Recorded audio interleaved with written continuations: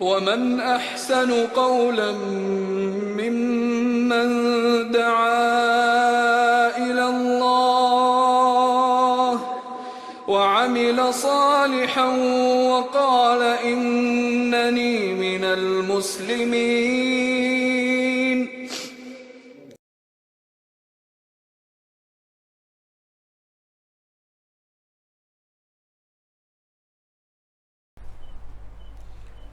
السلام عليكم ورحمة الله وبركاته. إن الحمد لله نحمده ونستعينه ونستغفره ونعوذ بالله من شرور أنفسنا ومن سيئات أعمالنا. من يهده الله فلا مضل له ومن يضلل فلا هادي له، وأشهد أن لا إله إلا الله وحده لا شريك له، وأشهد أن محمدا عبده ورسوله. أما بعد، ikhwah, tuan-tuan dan puan-puan muslimin muslimat yang dikasihi, bertemu kita dalam daurah membaca kitab Hadis 40 karangan Imam An-Nawawi rahimahullah. Tuan-tuan dan puan-puan, pada malam ini, pada hari Jumaat malam Sabtu ini, kita akan membaca hadis yang ke-7, ya, hadis yang ke-7 daripada kitab Hadis 40 karangan Imam An-Nawawi ini. Hadis yang ke-7, tuan-tuan dan puan-puan, dia berkait tentang kewajipan berlaku nasihat. Kewajipan berlaku nasihat. Baik, jadi boleh kita sama-sama lihat hadis yang ke-7.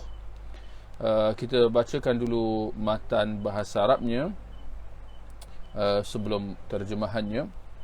An Tamim Ad-Dari radhiyallahu anhu anna an-nabiy sallallahu alaihi wasallam qala ad-dinu an-nasihah. قلنا لمن؟ قال لله ولكتابه ولرسوله ولأئمة المسلمين وعامتهم. رواه البخاري ومسلم. Maksudnya daripada Tamim Ad-Dari radhiyallahu anhu, bahawasanya Nabi sallallahu alaihi wasallam bersabda, agama itu ialah nasihat. Kami bertanya, untuk siapa? Baginda sallallahu alaihi wasallam bersabda, untuk Allah, untuk kitabnya, untuk rasulnya, untuk para penguasa kaum muslimin, dan untuk umat Islam seluruhnya. Hadis sahih daripada riwayat Bukhari dan Muslim. Tuan-tuan dan puan-puan, kita lihat hadis yang ke-7 ini berkenaan kewajipan berlaku nasihat. Dan boleh saya tarik perhatian tuan-tuan dan puan-puan berkenaan hadis ini, di mana kita sebutkan bahawa dia berkait tentang kewajipan berlaku nasihat. Jadi saya sengaja tidak menyebut kewajipan nasihat atau kewajipan menasihati. Kerana seperti yang nanti kita akan lihat dalam perbahasan tentang hadis yang baru kita baca tadi, ada perincian berkenaan maksud nasihat di sini. Jadi nasihat yang disebutkan oleh Nabi SAW ya dalam hadis ini barangkali tidaklah seperti yang kita faham tentang apa itu nasihat, ya. Nanti kita akan lihat. Jadi saya lihat ada sedikit perbezaan antara menasihat, seperti mana kalau kita menasihati seseorang, ya, kita menasihati si fulan, kita menasihat kawan kita dan seumpamanya, dengan perkataan berlaku nasihat. Jadi pada pandangan saya ada beza, ya, seperti yang nanti kita akan jelaskan. Ada beza antara menasihat dan berlaku nasihat, ya. Jadi hadis ini dia lebih kepada maksud, ya, berlaku nasihat. Jadi dia bukan sekadar kewajipan menasihat, tetapi kewajipan berlaku nasihat. Baik, Nabi SAW, ya, seperti mana yang dapat kita lihat, ya, dalam hadis yang ke-7 ni, baginda bersabda, ad-dinun nasihah, agama itu ialah nasihat. Kita perhatikan, ya, lafaz Nabi SAW dalam hadis ini. di mana Nabi mengatakan agama itu ialah nasihat. Ini boleh kita kata Nabi menyatakan hal itu secara umum dan mutlak, bahawa agama itu seluruhnya, agama itu semuanya, agama Islam itu keseluruhannya ialah nasihat. Ya, apa maksudnya di situ? Ya, ini menunjukkan keutamaan nasihat itu, bahawasanya segala isi agama, segala rukun-rukunnya, tiang-tiangnya, kesemuanya menjurus kepada nasihat. Dengan kata lain, boleh kita kata bahawa berdasarkan ke sabda Nabi sallallahu alaihi wasallam ini, bahawa agama itu ialah nasihat. Boleh kita kata bahawa nasihat merupakan tiang atau tonggak agama itu. Ya, seperti mana kalau kita masih lagi ingat berkenaan hadis Jibril, ya, hadis yang ke-7, hadis yang kedua yang kita telah bahaskan sebelum ini, di mana dalam hadis Jibril tersebut dia bertanya kepada Rasulullah sallallahu alaihi wasallam tentang Islam, kemudian berkenaan iman dan ihsan.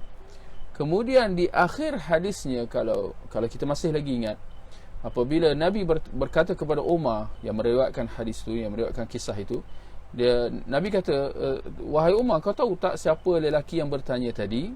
Ya, Umar kata, Allah dan Rasulnya lebih tahu. Kemudian Nabi mengatakan, sesungguhnya dia ialah Jibril, dia datang untuk mengajarkan kepada kamu agama kamu. Ini apa yang saya nak tarik perhatian tuan-tuan di sini ialah bagaimana Nabi mengatakan bahawa Jibril, ya, telah datang mengajarkan kepada kamu agama kamu. Dengan kata lain, Nabi menyimpulkan pertanyaan Jibril berkenaan Islam, iman dan ihsan, bahawa tiga perkara ini merupakan, ya, inti utama agama Islam. Jadi Nabi mengatakan dia datang untuk mengajar kepada kamu agama kamu. Hampir sahaja boleh kita kata, ya, Nabi maksudkan bahawa persoalan tentang tiga perkara ini, Islam, iman dan ihsan, dia merupakan persoalan berkenaan perkara asas dalam agama itu, perkara asas dalam agama Islam itu, ya. Maka demikian juga dalam hadis yang ke-7 ini, di mana Nabi mengatakan agama itu ialah nasihat. Dengan erti kata, ya, maksud di sini ialah bahawa nasihat itu menjadi tiang utama agama Islam, ya, perkara asas, ya, dalam agama Islam. Adanya daripada riwayat Abi Awanah atau Abu Awanah, ya, mungkin, ya, tuan-tuan jarang mendengar nama ini, Abu Awanah, ya. Beliau di antara ulama-ulama hadis, ya, sama seperti Imam Bukhari, Imam Muslim, yang mana beliau turut meriwayatkan hadis ini. Hanya sahaja ada sedikit perbezaan dari segi lafaznya, di mana Nabi SAW mengulangi perkataan ad-dinun nasihah, agama itu ialah nasihat, sebanyak 3 kali.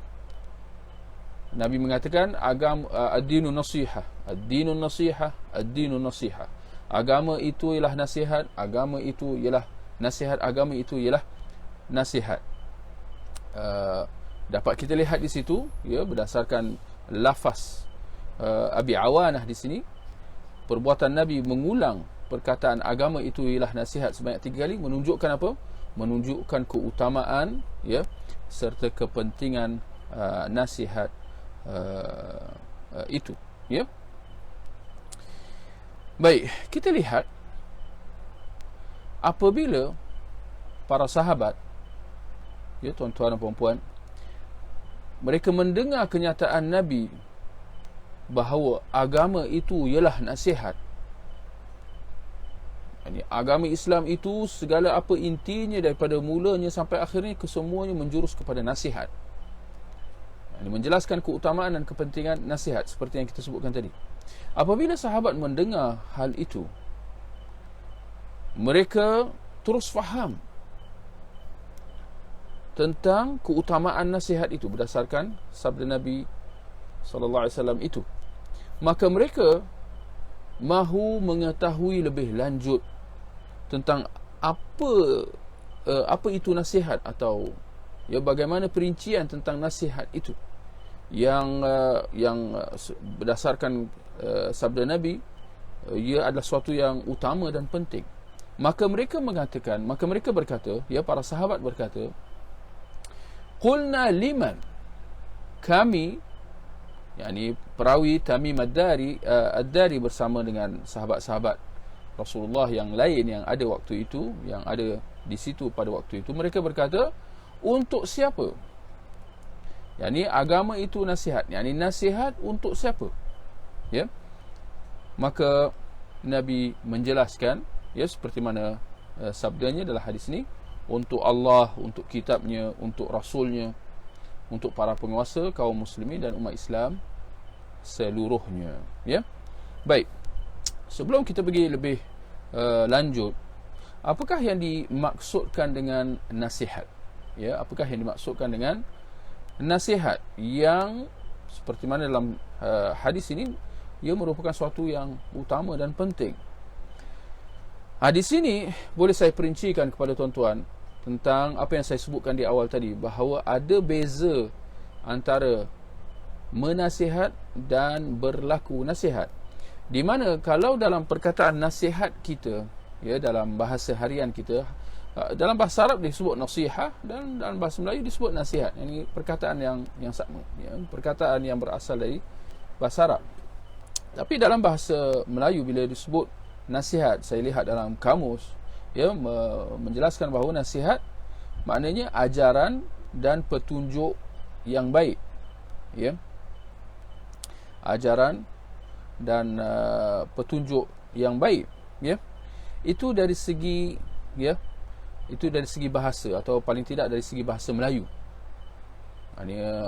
Bila kita dalam bahasa harian kita, bila kita kata nasihat, maknanya itulah dia, ajaran atau satu tunjuk ajar. Bila kita nasihat seseorang, maknanya kita memberi tunjuk ajar kepada dia. Bahkan bukan sekadar kita memberi petunjuk atau kita memberi tunjuk ajar kepada dia, kita memberi petunjuk yang baik. Ini bukan kita memberi tunjuk ajar yang salah. Kalau tunjuk ajar yang salah, itu tidak dikatakan nasihat. Saya tak tahulah apa nak kata. Kalau nasihat, lawan dia apa?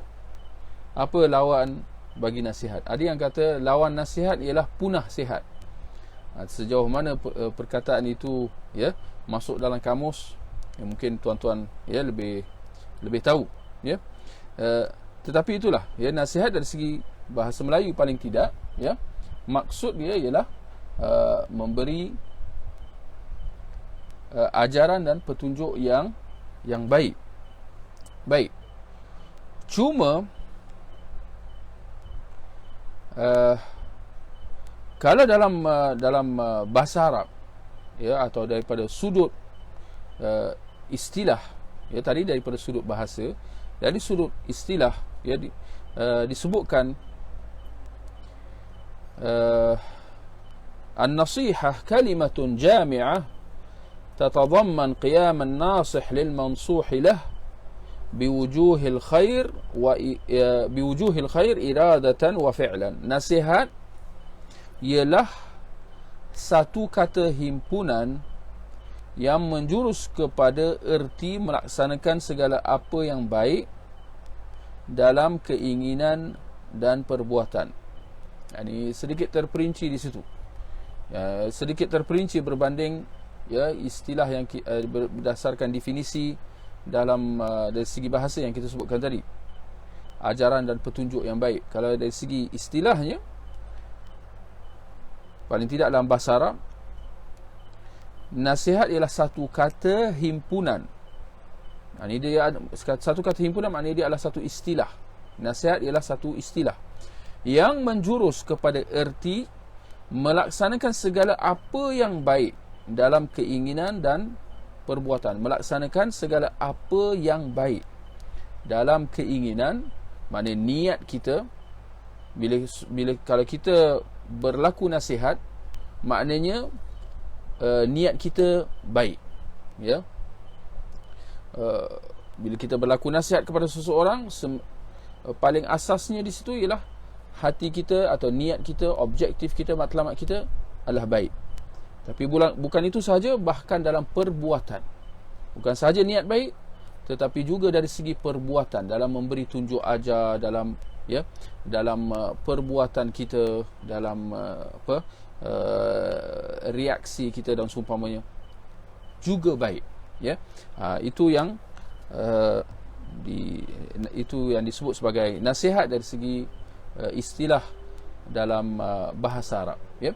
Jadi kembali kepada istilah berlaku nasihat yang saya katakan tadi di awal tadi, bahawa dia berbeza daripada nasihat. Menasihat dia lebih kepada definisi bahasa yang kita sebut tadi, iaitu memberi ajaran dan petunjuk yang baik. Adapun berlaku nasihat dia lebih umum. Itu dia. Berlaku nasihat dia lebih umum. Seperti yang nanti kita akan lihat perincian dia. Bagaimana nasihat itu untuk Allah, untuk kitabnya, untuk rasulnya, untuk pemerintah dan kaum muslimin. Benda ni penting supaya kita jangan keliru. Penting kalau kita dapat membezakan antara istilah berlaku nasihat dan menasihat. Kalau kita dapat bezakan, maka kita akan dapat faham, ya, hadis yang sedang kita bahaskan sekarang ini, ya, di mana apabila Nabi ditanya nasihat itu untuk siapa, Nabi kata untuk Allah, untuk kitabnya dan seterusnya. Bagaimana kita, tak kurang tepatlah kalau kita kata kita menasihati Allah. Tak tepatlah, ya.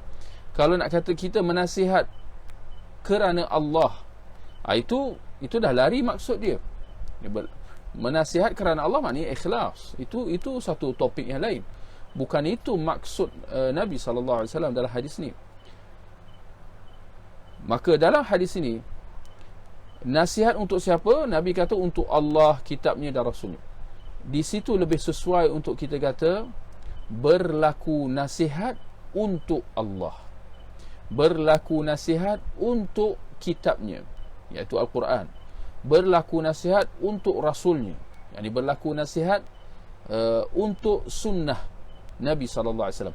Itu lebih tepat berbanding kalau kita kata kita nasihat untuk Allah, untuk kitabnya, untuk rasulnya. Maka di situ mungkin akan menimbulkan kekeliruan tentang apa maksud dia, ya. Jadi kita kata berlaku nasihat untuk Allah, yakni, ya, melaksanakan segala apa yang baik dalam keinginan dan perbuatan untuk Allah, ya, seperti mana dalam definisi istilah yang telah kita sebutkan tadi. Jadi ada beza, ya, dari nasihat dari segi definisi bahasa dengan definisi istilah, ya. Baik, tuan-tuan dan puan-puan, kita lihat Nabi ditanya nasihat untuk siapa, maka Nabi mengatakan lillahi, berlaku nasihat untuk Allah. Bagaimana seseorang Muslim itu berlaku nasihat untuk Allah? Berlaku nasihat untuk Allah. Maka kita kata, ya, seperti mana yang dijelaskan oleh para ulama, berlaku nasihat untuk Allah ialah dengan mentauhidkannya, dengan mengesakan Allah. Ini maksud berlaku nasihat untuk Allah, iaitu melaksanakan segala apa yang baik untuk Allah. Bermula dengan tauhid, mengesakan Allah dalam rububiyahnya, dalam ketuhanannya, dan dalam amalan ibadah yang kita kerjakan, seperti mana kita mengesakan Allah dalam nama-nama dan sifatnya dan sifat-sifatnya. Di samping kita mensucikan Allah daripada segala apa sifat-sifat kekurangan, ya. Di samping kita menjauhi hal-hal maksiat. Ya, kita menjauhi, kita berlaku nasihat untuk Allah dengan kita, termasuklah dengan kita menjauhi hal-hal maksiat, dengan kita melaksanakan ketaatan kepadanya dengan ikhlas, mencintai Allah dan mencintai Allah dan mencintai kerana Allah, di samping kita membenci kerana Allah, dan berjihad untuk menegakkan agamanya, di samping kita menyeru manusia yang lain ke arah perkara tersebut, ya, ke arah mengesakan Allah, ya, mentauhidkannya, beribadah kepada Allah dengan ikhlas, cinta dan benci kerana Allah. Maka itu yang dimaksudkan dengan berlaku nasihat untuk Allah. Adapun berlaku nasihat untuk kitabnya, berlaku nasihat untuk Al-Quran. Bagaimana kita berlaku nasihat untuk Al-Quran? Jadi sebab tu kita kata penting untuk kita menggunakan istilah yang betul. Kita bukan menasihat, kita tak bolehlah kita menasihati Al-Quran. Macam mana pula kita nak menasihati Al-Quran? Ya, dia keliru lah di situ. Jadi kita kata berlaku nasihat untuk Al-Quran. Bagaimana kita berlaku nasihat untuk Al-Quran?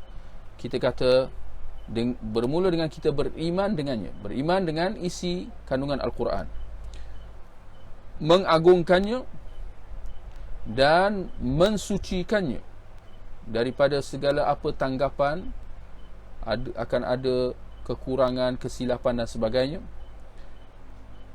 membacanya dengan cara yang betul, di samping melaksanakan isi kandungan perintah dan larangan yang terkandung dalam Al-Quran, berusaha untuk memahami isi Al-Quran, ayat-ayat Al-Quran, mentadabbur ayat-ayat Al-Quran, mengajak manusia kepada hal itu, kepada menghayati isi Al-Quran, di samping kita memelihara Al-Quran daripada sebarang penyelewengan dan usaha untuk merosakkan isi makna Al-Quran itu yang dilakukan oleh musuh-musuh Islam.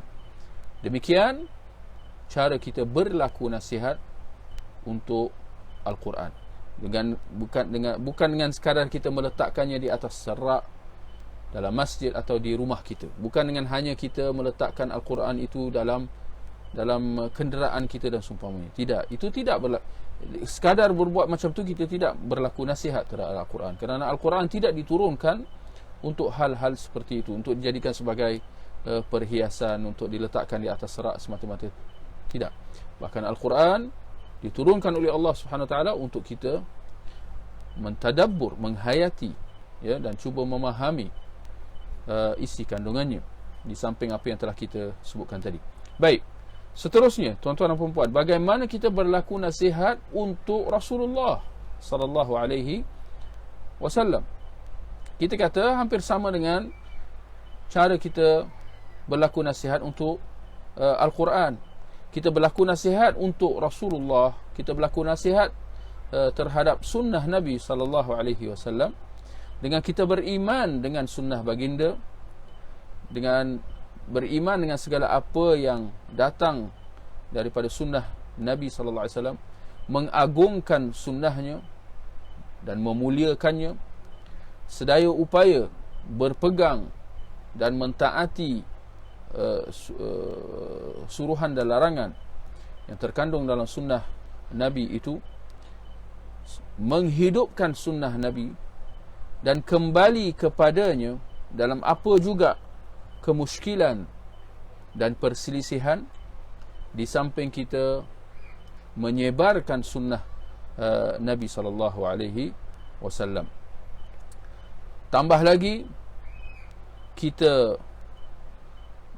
berkasih sayang kerananya dan memusuhi manusia yang memusuhi sunnah Nabi sallallahu alaihi wasallam, atau apa yang diistilahkan sebagai al-wala dan al-bara. Wala dan al-bara, kesetiaan dan sifat kita berlepas diri daripada manusia, kembali kepada kesetiaan kita kepada Al-Quran dan As-Sunnah. Kita setia kerana Al-Quran dan As-Sunnah, dan kita berlepas diri daripada manusia kerana Al-Quran dan As-Sunnah. Siapa yang mencintai Al-Quran dan As-Sunnah, kita mencintainya. Dan siapa yang memusuhinya, kita memusuhi dia. Di samping itu juga kita cuba berakhlak, berakal budi dengan akhlak yang ditunjukkan, yang diajarkan kepada kita dalam Al-Quran dan As-Sunnah. Kita sedaya upaya cuba beradab dengan adab-adab yang ditunjukkan kepada kita oleh Nabi sallallahu alaihi wasallam, ya. Jadi demikian tadi bagaimana kita berlaku nasihat untuk Rasulullah sallallahu alaihi wasallam, berlaku nasihat untuk sunnah Nabi sallallahu alaihi wasallam. Baik, seterusnya bagaimana kita berlaku nasihat untuk para penguasa kaum muslimin. Para penguasa kaum muslimin maknanya pemimpin-pemimpin lah, ya, pemerintah-pemerintah kaum muslimin. Kita di negara kita di Malaysia, kita ada pemerintah, ya, iaitu yang di-Pertuan Agong, Perdana Menteri. Ini pemerintah negara kita, dan alhamdulillah kedua agung, ya, yang di-Pertuan Agong dan juga yang amat berhormat Perdana Menteri, kedua mereka daripada kalangan kaum muslimin. Ya, itu satu nikmat yang cukup besar. Bagaimana kita berlaku nasihat untuk para penguasa kaum muslimin, ya? Para ulama menjelaskan antara cara kita berlaku nasihat buat untuk pemerintah dengan kita bekerja sama dengan mereka dalam hal-hal ketaatan, ya, bekerja sama dalam apa yang hak, mentaati mereka dalam apa yang baik, di samping saling mengingatkan mereka dengan lemah lembut jika mereka terlupa atau tersilap. Dan tak kurang pentingnya kita juga berlaku nasihat terhadap para penguasa kaum muslimin dengan kita elak daripada memberontak terhadap mereka. Malah kita mendoakan kesejahteraan serta hidayah buat pemerintah Muslim kita, dan mengajak orang ramai supaya turut melakukan hal yang sama. Jadi demikian adalah cara kita berlaku nasihat terhadap para penguasa kaum muslimin. Kalau kita perhatikan apa yang disebutkan tadi, ya, mentaati pemerintah dalam apa yang ma'ruf, ya, menasihati mereka, menegur mereka dengan cara yang lemah lembut dan secara sembunyi, bukan secara terang-terangan, bukan di atas mimbar, bukan di hadapan khalayak, dan sama sekali bukan melalui media sosial untuk dibaca oleh semua orang, ya. Kalau kita benar-benar jujur dan ikhlas untuk nak menasihatinya, kita akan sedaya upaya sampaikan nasihat itu dengan secara sembunyi-sembunyi, seperti mana kalau kita nak orang lain tegur kita, ya. Kerana perbuatan menegur di hadapan khalayak itu bukan menegur, itu nama dia mencela, itu nama dia mencaci, ya, menghina. Seperti mana kita tak suka, maka demikianlah orang lain tak suka, apatah lagi seorang penguasa yang perlu menjaga kedudukan dan air muka dia, ya. Maka kita lihat demikian cara kita berlaku nasihat dengan pemerintah. Adapun perbuatan menimbulkan kebencian orang ramai terhadap pemerintah, menyebut tentang aib, kesalahan dan kekurangan, kesilapan dan sebagainya yang dilakukan oleh pemerintah, agar masyarakat dan orang ramai benci kepada pemerintah. Apatah lagi menghasut orang ramai supaya memusuhi pemerintah dan menjauhkan diri daripada pemerintah, tidak bekerja sama dengan pemerintah, bahkan menderhaka terhadap arahan pemerintah. Dan kemuncaknya keluar memberontak di jalanan, tak kiralah apa cara sekalipun, sama ada dengan cara demonstrasi, apatah lagi dengan mengangkat senjata dan sebagainya. Sama sekali ini bukan berlaku nasihat. Bahkan ini tidak lain dan tidak bukan merupakan cara yang digunakan oleh golongan yang dalam sejarah Islam dikenali sebagai golongan Khawarij, yang mana mereka melakukan hal-hal ini, menghasut orang ramai, mencela pemerintah, menimbulkan kebencian terhadap pemerintah dan memberontak terhadap pemerintah. Mereka lakukan hal-hal ini kononnya atas nama nasihat, kononnya atas nama amar ma'ruf nahi munkar, kononnya atas nama memerangi kezaliman dan sebagainya. Walhal perlu kita sedar dan kita perlu tegas dalam hal ini, kita menyatakan bahawa itu sama sekali bukan daripada ajaran Islam. Dan sebabnya jelas, kerana perbuatan yang sedemikian, pertamanya tidak diajarkan kepada kita oleh agama. Demikian juga kesan daripada perbuatan yang seperti itu, mudaratnya jauh lebih besar daripada manfaat yang diinginkan. Ya, bukti sebesar-besar bukti seperti mana yang dapat kita lihat apa yang berlaku di setengah negara Islam pada hari ini. Bagaimana kesan apabila ada sebahagian daripada masyarakat yang mencela pemerintah, memerangi pemerintah dan kesudahannya memberontak, mengangkat senjata ke atas pemerintah, kesudahannya satu negara ranak. Kita kena faham benda tu. Sebagai contoh, bagi saya contoh yang paling jelas di depan mata kita ialah keadaan di negara Syria pada hari ini. Negara Syria satu ketika dahulu sebuah negara yang aman damai, ya, masyarakat Islam ya, hidup dengan aman sejahtera, ya, masing-masing dapat menjalani kehidupan seharian seperti mana-mana masyarakat di dunia. Tetapi apabila ada sekelompok daripada kalangan mereka yang keluar memberontak, lalu pemberontakan itu dibiarkan, malah disokong, ya, menimbulkan kekacauan, segala kekacauan, akhirnya apa yang berlaku, tuan-tuan?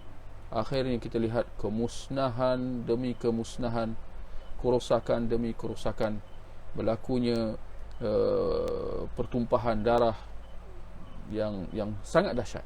Ya, kadang-kadang kita tengok kalau kita tengok di negara Syria pada hari ini, dari segi infrastruktur, dari segi bangunan-bangunan, tempat tinggal dan sebagainya, apatah lagi masyarakat Islam di sana yang selamat.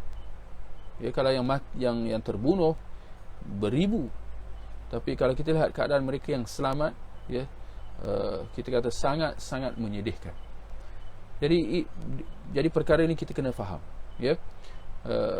Sedangkan perkara ini kita lihat telah pun dinyatakan oleh Nabi SAW dalam hadis yang sedang kita bahaskan ini, di samping banyak hadis-hadis yang lain, ya, yang menjelaskan tentang apa yang telah kita sebutkan tadi, ya.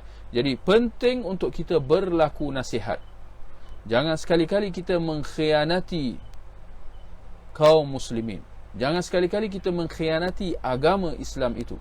Jangan sekali-kali kita mengkhianati pemerintah kaum muslimin dengan kita menjadi ejen-ejen, sama ada secara sedar tak sedar, untuk musuh-musuh Islam yang sememangnya menginginkan kemusnahan dan kehancuran ke atas kaum muslimin dan negara-negara mereka. Jadi kita kena bertindak bijaksana di sini, ya. Baik. Kemudian yang terakhir, tuan-tuan dan puan-puan, berlaku nasihat untuk umat Islam seluruhnya, ya. Bagaimana kita berlaku nasihat untuk umat Islam seluruhnya? Semestinya, ya, berlaku nasihat untuk umat Islam secara amnya, yakni kelompok selain daripada penguasa kaum muslimin yang telah kita sebutkan sebelum tadi, ya. Jadi pertama tadi berlaku nasihat untuk Allah, untuk Al-Quran, untuk sunnah. Kemudian yang keempat untuk para penguasa, dan yang terakhir untuk umat Islam secara amnya, maknanya selain daripada penguasa. Cara kita berlaku nasihat kepada penguasa telah kita sebutkan tadi. Ada pun cara kita berlaku nasihat untuk kaum muslimin secara amnya, masyarakat secara amnya, kita kata dengan kita memberi tunjuk ajar kepada apa yang memberi manfaat kepada mereka, mengajarkan kepada masyarakat Islam hal-hal berkenaan agama mereka, di samping hal-hal dunia. Memberi tunjuk ajar, mengajarkan hal-hal agama, itu yang paling utama. Di samping itu juga kita mengajarkan, ya, apa yang bermanfaat buat mereka dalam hal-hal dunia. Berlaku nasihat, iaitu cara kita berlaku nasihat. Demikian juga kita menutup aib sesama kaum muslimin. Itu juga termasuk dalam erti berlaku nasihat. Jangan sekali-kali kita bertindak membuka aib. Kadang-kadang dengan ada media sosial pada hari ini, ya, sangat mudah untuk seseorang itu membuka aib saudara muslim dia, sedangkan hal itu tidak wajar. Dan Nabi SAW dalam hadis menyebut, man satara musliman satarallahu lahu yaumal qiyamah. Barang siapa yang menutup aib seseorang muslim, Allah akan menutup aib dia pada hari akhirat nanti. Demikian juga kita cuba kita berlaku nasihat dengan sesama kaum muslimin dengan kita mengisi kelemahan dan kekurangan yang ada dalam masyarakat. Jangan kita perbesar-besarkan kelemahan itu, apatah lagi kita memperlekehkannya. Bahkan kita sudahi upaya cuba memperbaikinya, ya, dan mengisi apa yang kurang. Demikian juga kita berlaku nasihat dengan sesama kaum muslimin dengan kita menjaga dan mempertahankan mereka daripada musuh-musuh Islam. Seseorang muslim sentiasa dengan orang Islam yang lain. Sama sekali seseorang muslim itu tidak boleh untuk berada di pihak lawan, di pihak orang-orang kafir. Apatah demikian juga dengan sekutu-sekutu mereka daripada kalangan kaum munafik ataupun golongan zindiq.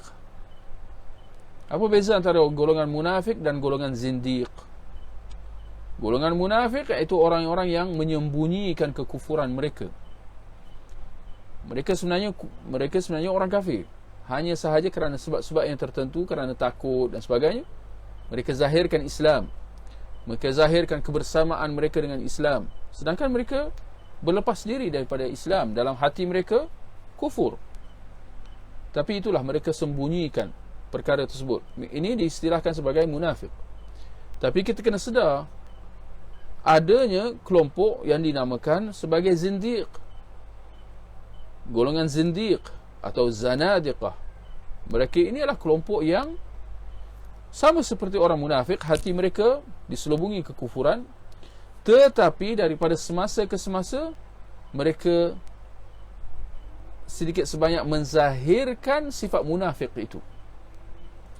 Yang mana hal ini terserlah pada kata-kata mereka, tulisan mereka, seperti, ya, ucapan-ucapan yang memperkecilkan agama, ucapan-ucapan mereka yang menghina kaum muslimin, contoh, atau ucapan-ucapan memuji orang-orang kafir dan seumpamanya. Ini, ya, ucapan-ucapan yang memperkecilkan ajaran Islam, seperti mana tuntutan menutup aurat, tuntutan oleh kaum lelaki berjanggut, tuntutan atas kaum wanita supaya berpakaian secara beradab, tidak memakai pakaian-pakaian yang menjolok mata atau pakaian yang menyerupai pakaian orang wanita kafir dan sebagainya. Ada kalanya golongan zanadiqah ini ibarat kata terlepas cakap, mereka memperkecilkan isi ajaran agama Islam itu. Jadi seorang Muslim sama sekali tidak boleh bersama dengan golongan yang memusuhi Islam. Sebaliknya kebersamaan mereka sentiasa dengan sesama saudara Muslim mereka yang lain. Demikian juga termasuk dalam erti berlaku nasihat untuk umat Islam secara amnya, ialah dengan sentiasa bersikap jujur, tidak menipu, tidak melakukan tipu muslihat, tidak berhasad. Jangan kita berhasad, dengki dengan sesama kita. Di samping seperti mana dalam hadis Nabi SAW, kita mencintai saudara Muslim kita seperti mana kita mencintai diri kita. Kita mencintai untuk saudara Muslim kita seperti mana kita mencintai untuk diri kita. Dan kita membenci buat saudara Muslim kita seperti mana apa yang kita benci buat diri kita. Dan seumpamanya. Maka demikian adalah cara kita berlaku nasihat untuk umat Islam secara amnya. Tuan-tuan dan puan-puan, apa yang dapat kita simpulkan daripada hadis yang ke-7 ini berkenaan kewajipan berlaku nasihat, antara faedah-faedah yang dapat kita simpulkan, yang pertama, besarnya erti dan kewajipan berlaku nasihat dalam agama Islam. Berlaku nasihat sangat penting dalam agama Islam. Juga daripada hadis yang ke-7 ini menjelaskan kepada kita kelompok-kelompok yang perlu bagi kita sebagai seorang Muslim untuk kita berlaku nasihat untuk mereka.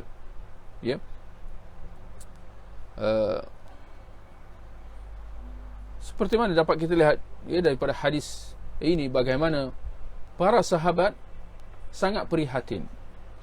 Para sahabat sangat prihatin untuk mendalami agama. Bagaimana hal ini dapat kita lihat bagaimana dalam bentuk soalan-soalan yang mereka ajukan. Dan seperti yang mungkin kita pernah dengar sebelum ni,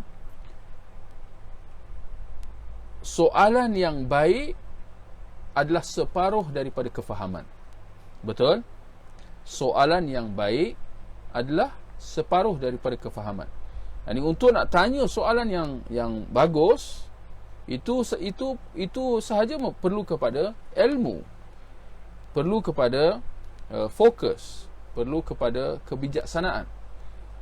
Berbanding, kalau kita lihat antara bentuk kejahilan ialah dengan bertanya soalan-soalan yang orang kata tak penting, soalan-soalan yang tak relevan, soalan-soalan yang merapu orang kata.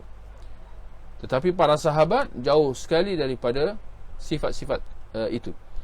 Jadi dapat kita lihat daripada hadis ini bagaimana bentuk soalan yang diajukan oleh para sahabat yang menunjukkan keprihatinan mereka, fokus mereka untuk mendalami agama. Baik, ikhwah, tuan-tuan dan puan-puan, saya ingat sampai di situ sahaja untuk kita pada malam ini. Ada untuk soalan kuis malam ni, jangan menghukum orang hanya kerana pakaian mereka benar atau tidak. Jangan menghukum orang jangan menghukum orang hanya kerana pakaian mereka. Benar atau tidak? Ini saya ingat soalan ni menarik untuk kita lihat jawapannya. Ya. Saudara Abu Adam dia menjawab, saya bacakan jawapanlah ya. Jangan menghukum orang hanya kerana pakaian mereka. Benar atau tidak? Abu Adam kata tidak benar. Maknanya bolehlah kita menghukum orang kerana pakaian mereka. Kita hanya boleh menghukum zahir individu tersebut. Isi hati jantungnya adalah urusan Allah Subhanahu wa ta'ala. Contohnya, jika dia berpakaian seperti orang Islam, maka dituntut atas kita untuk mengucapkan salam ketika bertemunya. Wallahu a'lam. Baik, jawapan yang bagus. Ya, jawapan yang bagus daripada saudara Abu Adam. Saudara Muhammad Az dia kata salah. Soalannya benar atau tidak, bukan betul atau salah. Tapi ya, fahamlah, saya gurau je. Baik, jangan menghukum orang hanya kerana pakaian mereka. Itu salah. Menilai seseorang berdasarkan zahirnya. Zahir, perbuatan, pakaian, kata-kata. Membayangkan batin, hati, keimanan seseorang. Selaras dengan sabda Nabi SAW. Ya, hadis yang kita bacakan dalam kuliah semalam. Ala wa inna fil jasadi mudghah, idza salahat salahal jasadu kulluh, wa idza fasadat fasadal jasadu kulluh, ala wahya al-qalb. Sesungguhnya dalam tubuh badan manusia ada segumpal daging. Jika dia baik, maka eloklah seluruh tubuh badan itu. Jika dia rosak, maka ya rosaklah seluruh tubuh badan itu. Sesungguhnya ia adalah hati, jantung. Adapun saudara Rosli Kuala Lumpur, dia kata tak benar sebab pakaian adalah mencerminkan akhlak seseorang. Secara amnya jawapan-jawapan yang diberikan betul, boleh diterima. Cuma boleh tak saya tarik perhatian tuan-tuan supaya kita apa? Kita berlaku adil lah, orang kata. Supaya kita bersifat terperinci. Sebab kadang-kadang ya ada pihak-pihak yang dia kalau sedaya upaya dia nak mencari kesalahan ya dalam jawapan. Jadi bila kita kata statement jangan menghukum orang hanya kerana pakaian mereka, benar atau tidak, kita kata ada perincian. Ada perincian. Sekiranya tidak dinafikan bahawa kita dalam Islam, kita hanya dituntut untuk bukankah kita hanya dituntut untuk menghukum orang secara zahir? Ya. Sama sekali kita tidak boleh mengandaikan niat atau apa yang ada dalam batin seseorang. Kita tak boleh. Sebabnya jelas, kerana kita tak tahu apa dalam niat dia. Betul? Kerana itu adanya ucapan daripada daripada Umar Al-Khattab radhiyallahu anhu, kalau tak silap, di mana dia mengatakan ma umirna bi tanqibil qulub. Kita tidak diperintahkan, ya, diperintahkan oleh agama untuk nak membolak-balikkan hati manusia. Ya. Bahkan kita tidak ada cara pun, tidak ada keupayaan pun untuk kita nak membolak-balikkan hati orang, nak tahu orang tu kenapa, apa sebab sebenarnya dia melakukan satu perbuatan, atau apa sebab sebenarnya dia berpakaian sebegini. Tak kira lah sama ada pakaian yang baik atau pakaian yang buruk. Tidak ada cara untuk kita nak tahu dia berpakaian baik itu adakah dia ikhlas atau tidak. Adapun kalau dia berpakaian buruk, adakah dia disengaja atau tidak. Kita tak ada keupayaan untuk nak mengetahui hal itu semua. Maka kesudahannya, kita dalam Islam, kita hanya disuruh supaya menghukum seseorang secara zahir. Ya. Baik. Jadi benarlah ya jawapan-jawapan yang diberikan oleh saudara-saudara tadi yang kita telah bacakan jawapannya tadi.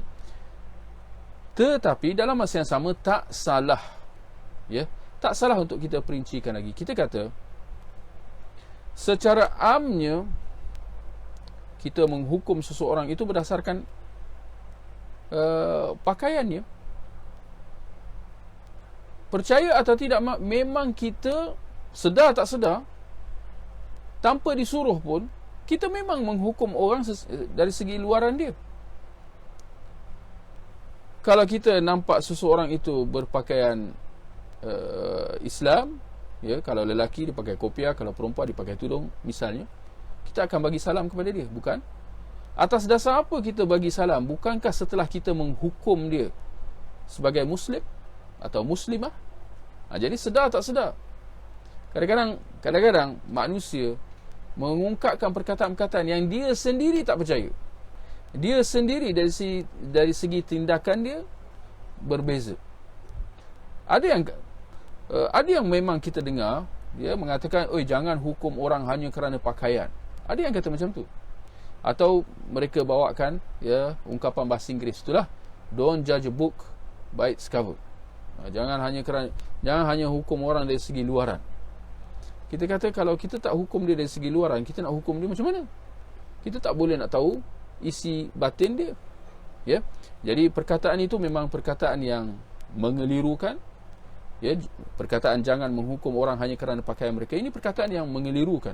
Bahkan boleh kita kata dia adalah perkataan yang batil. Perkataan yang batil. Menyalahi sifat manusia secara amnya. Dan keupayaan kita sebagai manusia, di mana kita hanya mampu untuk menghukum orang dari segi zahir dia. Demikian juga dari segi praktikal. Bagaimana dengan perkataan dalam bahasa Inggeris yang kata first impression matters? Maknanya macam nak terjemahkan? First impression matters. Gambaran awal seseorang terhadap kita sangat penting. Gambaran orang terhadap kita sangat penting. Kalau orang tu tak kenal kita dan sebagainya, apa yang dia nampak kita pada pertama kalinya itu sangat penting, kerana dia akan menghukum kita berdasarkan pandangan pertamanya itu. Jika apa yang dia nampak adalah baik, maka dia akan hukum baik atas kita. Berbanding kalau pandangan pertama dia terhadap kita adalah buruk berdasarkan apa yang kita tunjukkan, tak kiralah dari segi pakaian kita, dari segi rambut kita, dari segi tutur kata kita, atau hatta dari segi alas kaki yang kita pakai dan seumpamanya. Jika pandangan pertama dia terhadap kita adalah buruk, maka kesudahan dia akan mempunyai persepsi yang buruk terhadap kita. Kerana tu, bukankah ini sebagai contoh lah, bukankah kalau seseorang tu nak pergi temu duga untuk bekerja, ya, masing-masing semua sedia maklum, kalau nak pergi temu duga kerja, tak kiralah di mana-mana, dia akan berpakaian yang baik-baik. Betul? Tak ada siapa yang pergi ke temu duga untuk kerja berpakai compang-camping atau pakai selekeh, kemudian bila depan penemu duga tu, dia kata, "Oi, jangan hukum saya hanya kerana pakaian saya, ya." Oh, dia boleh bagi peringatan macam tu. Tak ada siapa yang buat macam tu.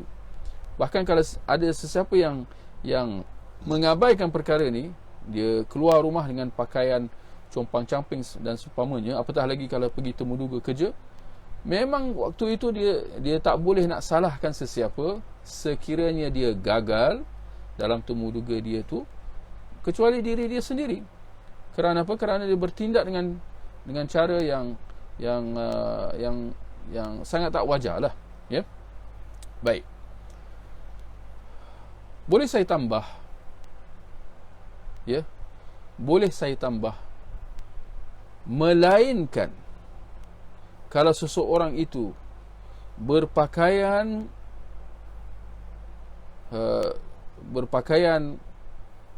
tak wajar, atau berpakaian tak senonoh, atau berpakaian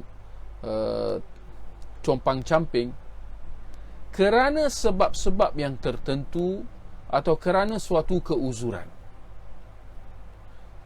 waktu itu kita boleh bagi dia pengecualian. Secara amnya, memang manusia menghukum seseorang berdasarkan pakaian dia. Percaya atau tidak, suka atau tidak. Tak kira, bukan sahaja dalam kalangan orang Islam saja, manusia secara amnya. Mereka menghukum seseorang berdasarkan pakaian mereka. Jika seorang itu berpakaian baik, maka dia akan dilihat sebagai orang yang baik. Dan jika dia berpakaian dengan pakaian yang tidak baik,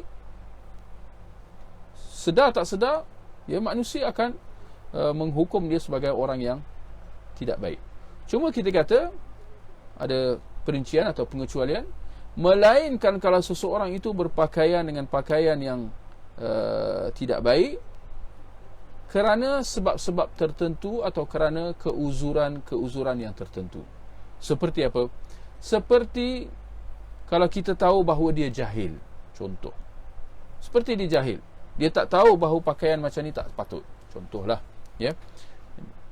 seperti kalau dia mu'allaf misalnya, waktu itu kita akan bagi dia keuzuran, mungkin dia pakaian dia tak tutup aurat, tapi dia mu'allaf, baru meluk Islam dan banyak benda yang dia tak tahu. Allah menjadi satu tuntutan atas kita untuk kita bagi dia bagi dia keuzuran dan tidak terus menghukum dia sebagai orang yang buruk dan sebagainya, sedang kerana dia bertindak dengan sedemikian rupa kerana kejahilan dan seumpamanya. Jadi kembali kepada soalan tadi, jangan menghukum orang hanya kerana pakaian mereka. Ini adalah ungkapan yang salah, tetapi ada sedikit perincian yang kita sebutkan tadi. Baik, apakah jawapan yang sewajar? Ada di sini ada yang bertanya, apakah jawapan yang sewajar yang kita berikan terhadap kawan Kristian yang menghantar mesej Merry Christmas? Kalau ada yang menyampaikan kepada kita ucapan-ucapan selamat atau tahniah sempena perayaan orang-orang kafir, seperti Merry Christmas, Selamat Hari Christmas dan sebagainya, ataupun perayaan-perayaan yang lain, yang pastinya kita tidak boleh membalasnya dengan ucapan selamat atau tahniah sempena perayaan mereka itu. Kita tidak boleh membalas ucapan selamat atau tahniah itu secara dasar.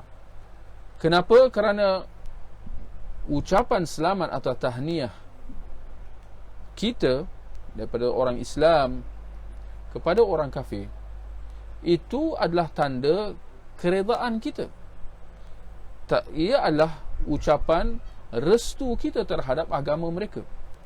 Walhal termasuk dalam keyakinan kita sebagai seorang Muslim bahawa hanya agama Islam yang benar di sisi Allah Subhanahu Wa Taala. Allah kata dalam Al-Quran, Inna ad-dina indallahil Islam.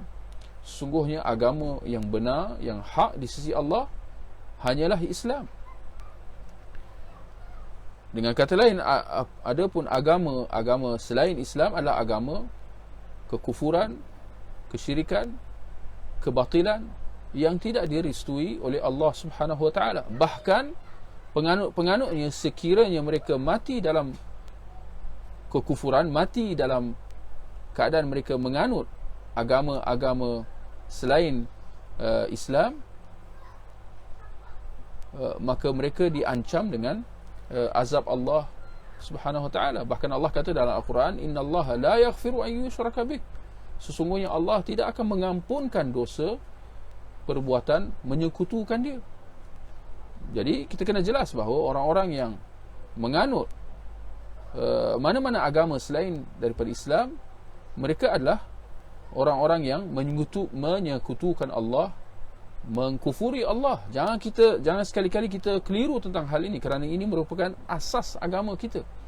Seperti mana dalam ucapan syahadah kita, la ilaha illallah. Ucapan la ilaha illallah adalah satu ucapan penafian dan penetapan. Kita menafikan segala apa sembahan selain daripada Allah. Maka dengan kata lain, kita telah membatalkan segala apa agama yang menyekutukan Allah yang mensyirikkan Allah, iaitu semua agama selain daripada Islam. Kemudian kita menetapkan illallah, la ilaha illallah. Di situ perakuan daripada kita bahawa hanya Allah sembahan yang hak. Dengan kata lain, segala apa sembahan selain daripada Allah adalah sembahan yang batil, yang tidak diperakui dan tidak diterima. Tetapi itulah, ya, kekeliruan timbul apabila ada sebahagian, ya, yang membolehkan untuk kita mengucapkan selamat atau tahniah sempena perayaan-perayaan kesyirikan dan kekufuran. Jadi ini satu kekeliruan. Sama ada kita mengakui kebatilan perayaan mereka itu, atau kita membenarkan perayaan-perayaan mereka itu. Sekiranya kita membenarkannya, maka di situ kita telah secara sedar tak sedar kita telah terjebak dalam kekufuran. Jadi kita kena jelas dalam hal itu. Dan sebagai seorang Muslim, kita kena tegas menyatakan bahawa perayaan-perayaan orang-orang kafir adalah perayaan-perayaan kufur dan syirik, yang mana seorang Muslim tidak boleh turut serta dalamnya. Demikian juga dia tidak boleh mengucapkan selamat dan tahniah terhadapnya. Ya. Baik. Jadi kalau ada yang bertanya, apakah jawapan yang sewajar yang kita berikan? Itu, bagilah apa-apa jawapan, kita kata, selain daripada jawapan yang, ya, yang menunjukkan restu dan keredaan kita terhadap perayaan mereka itu. Ya, bagilah apa-apa jawapan yang lain. Ya, selamat bercuti, ya, selamat balik kampung, apa-apalah, ya. Ini, atau yang lebih baik ialah kita berdakwah kepada mereka. Itu yang lebih baik. Yes. Itu kalau benar-benar kita nak berlaku nasihat, kita akan ambil kesempatan itu untuk berdakwah kepada mereka. Tapi itulah, ya, rata-rata kita umat Islam pada hari ini, kita tidak ada, orang kata apa, ghirah, rasa cemburu terhadap agama, rasa bersungguh-sungguh untuk nak mengajak orang kafir kepada agama Islam kita. Tetapi apabila ada isu murtad, ada isu, ya, tukar agama dan sebagainya, kita marah, kita melenting. Jadi saya lihat di situ macam ada kontradik di situ. Ada macam percanggahan di situ. Kita tak nak orang murtad, bahkan kita rasa gelisah, dan memang patut untuk kita rasa takut dan gelisah, marah, ya, tak senang apabila ada orang Islam yang murtad. Tetapi dalam masa yang sama, kita membolehkan pula untuk orang Islam mengucapkan selamat atau tahniah sempena perayaan orang kafir. Bagi saya itu satu kontradik, ya. Dan seorang Muslim, dia sangat-sangat tak patut bagi dia untuk dia kontradik, ya, kerana Islam itu adalah kebenaran, dan selain daripada Islam adalah kebatilan. Allah kata dalam Al-Quran, famadha ba'dal haqqi illa dhalal. Apa lagi kesudahan daripada, atau apa yang selain daripada kebenaran itu, melainkan kebatilan semata-mata. Ya. Jadi jangan sekali-kali kita terjebak dalam kontradik. Kesudahannya kita, ya, perbuatan kita, ya, menyalahi kata-kata kita. Ya, itu satu benda yang tidak wajar lah, ya.